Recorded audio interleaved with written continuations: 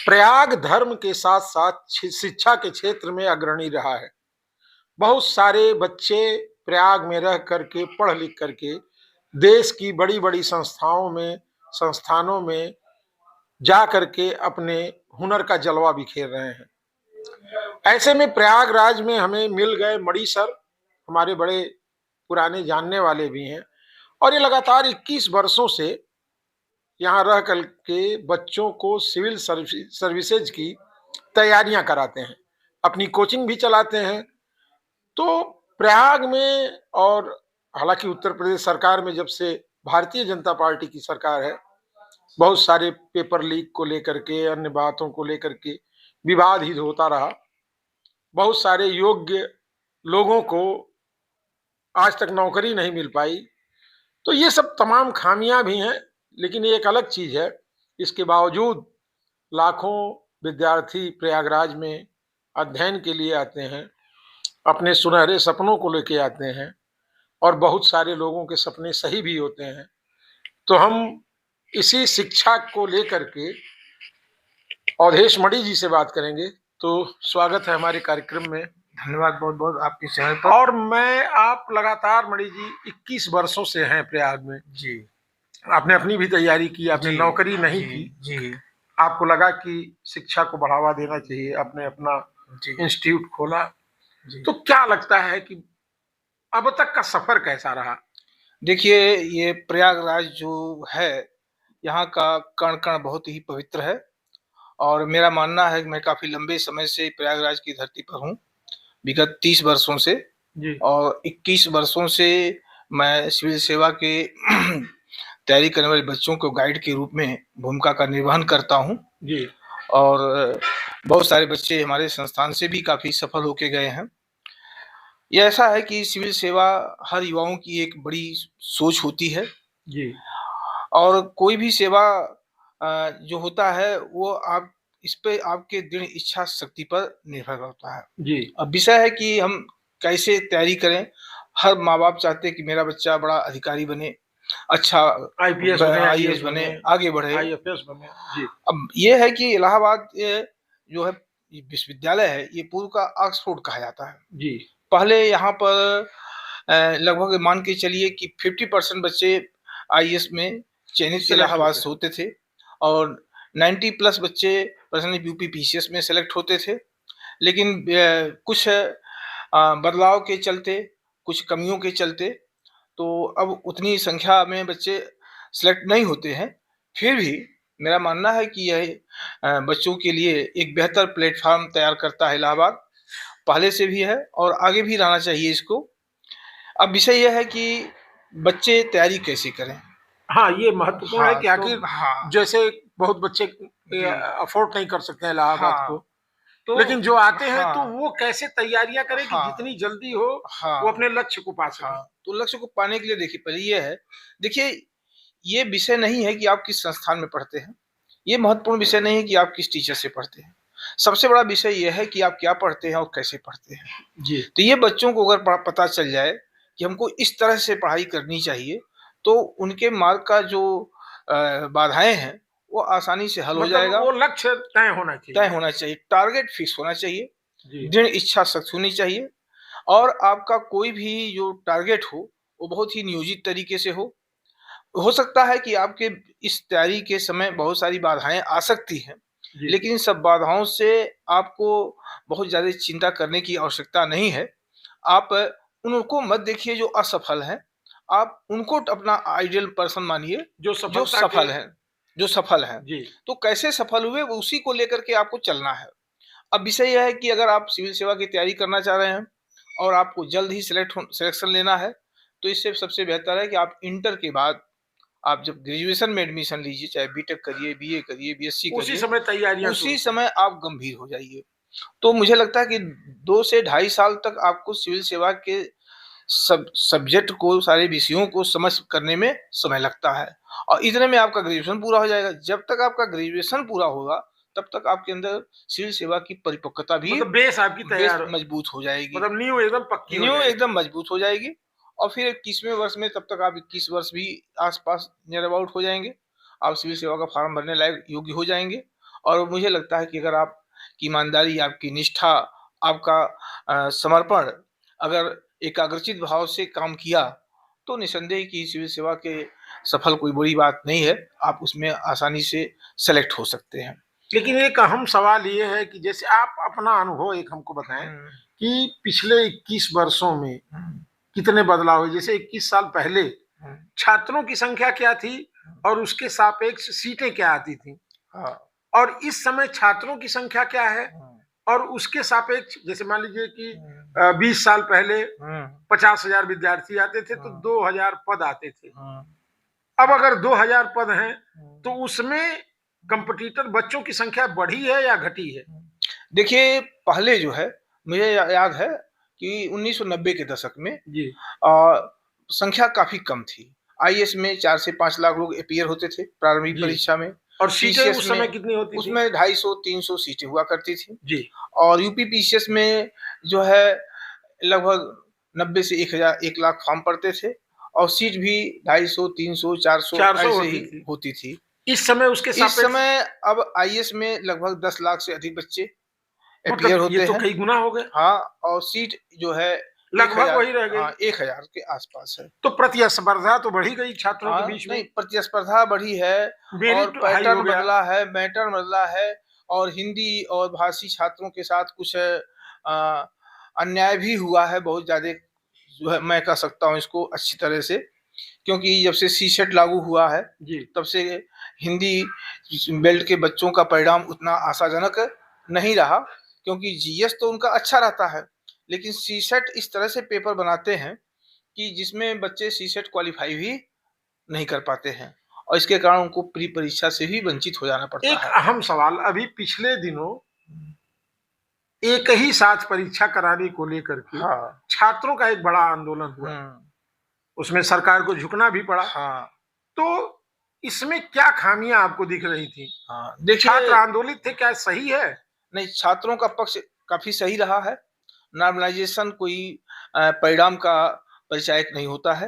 हर बच्चा एक एक प्रश्न के लिए संघर्ष करता है, दिन रात मेहनत करता है और उसको आप एक जनरल वे में रिजल्ट निकाल दीजिए एवरेज में, तो किसी अच्छे बच्चे के साथ अन्याय हो जाएगा और कोई कम जो है सिक्योर बच्चा सेलेक्ट हो जाएगा। तो ये मानते हैं कि बच्चों का ये संघर्ष जायज था? जायज था, पूरी तरह से जायज है और आयोग इसके लिए लाभ सफाई दे, लेकिन ये स्वीकार्य नहीं होना चाहिए।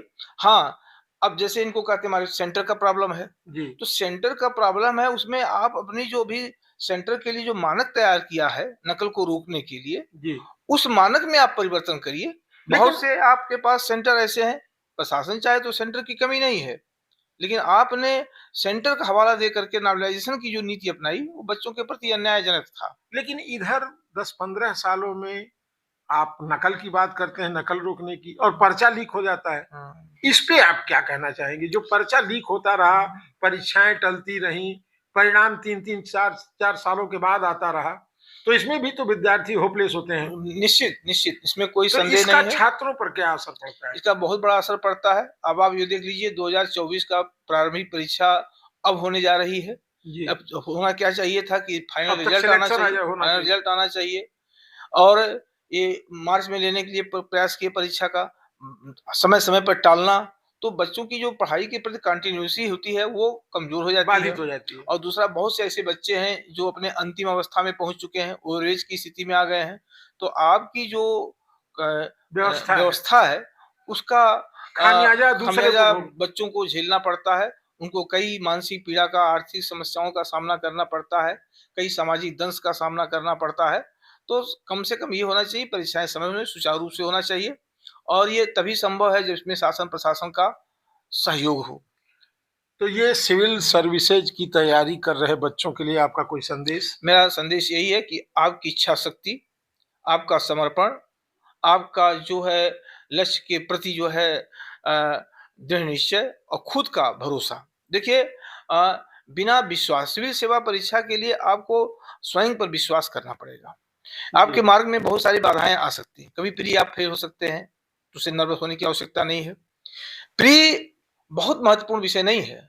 महत्वपूर्ण, अगर आप सिविल सेवा की परीक्षा की तैयारी करना चाहे, सिलेक्शन लेना चाहते हैं, तो महत्वपूर्ण विषय आपका है मेंस परीक्षा। जिसका अंक आपको सिलेक्शन कराता है, न कि प्री का। प्री तो भीड़ को कम करने के लिए होता है। और अगर आप, मेरा मानना है कि मेंस की तैयारी आपकी जबरदस्त है, और कभी भी अगर आपका प्रारंभिक परीक्षा क्वालिफाई कर गए और मेंस अच्छा है, लेखन शैली, उत्तर लेखन आपकी अच्छी है, आंसर राइटिंग अच्छी है, आपकी समझ और उसकी सोच, आपकी अन्य चीजें बेहतर हैं, तो आप कभी भी सिलेक्ट हो सकते हैं। और अगर आप खाली प्री के मास्टर बने रहे, प्री परीक्षा को ओरिएंटेड ही आपका फोकस रहा, मेंस के लिए आपने कभी बहुत अच्छा प्रयास नहीं किया, ठोस प्रयास नहीं किया, तो आपका सिलेक्शन कभी नहीं होगा। तो मेरा मानना है कि आप प्री के साथ साथ मेंस को ज्यादा फोकस करिए। अब इसमें है कि हम सिलेक्शन कैसे लें। तो देखिए, सिलेक्शन लेने के लिए पहली चीज तो आप बेसिक चीजों को तैयार करिए। ठीक है, बेसिक चीज क्या है कि आप प्राइमरी स्तर की पुस्तकों का अच्छे से अध्ययन करिए, विशेष करके 6 से लेकर 12 तक एनसीईआरटी पुस्तक पढ़िए। एनसीईआरटी पुस्तक का खुद का एक संक्षिप्त नोट्स बनाइए। उसको पढ़ने के बाद 2-4 रीडिंग मारने के बाद आप टेक्स्ट बुक पे उठाइए, चाहे वो हिस्ट्री का हो, ज्योग्राफी का हो, पॉलिटी का हो, इकोनॉमिक्स का हो। इस टेक्स्ट बुक्स के स्वयं से पढ़िए और पढ़ करके स्वयं का नोट्स बनाइए। जिस चैप्टर को आप पढ़ते हैं उसका संबंधित क्वेश्चन बैंक उठाइए कि आए हुए प्रश्नों पर आप एनालिसिस करिए कि मैंने ये, मान लीजिए इंडस वैली सिविलाइजेशन पढ़ा है, तो कैसे कैसे प्रश्न पूछे गए, कहाँ हम कितना सही हैं। तो एक एनालिसिस करते हुए धीरे धीरे आप तैयारी करिए, खुद पे भरोसा। जैसे जैसे आपकी तैयारी बढ़ती जाएगी तो आपका कॉन्फिडेंस भी बढ़ता जाएगा। और अगर आपकी तैयारी कमजोर है तो कॉन्फिडेंस भी कमजोर है, तो कॉन्फिडेंस कमजोर है तो आप मल्टीपर्पज हो जाएंगे, मल्टीपर्पज हो जाएंगे तो आप फिर आईएएस पीसीएस का सपना, आपका सपना ही रह जाएगा, वो बिखर जाएगा।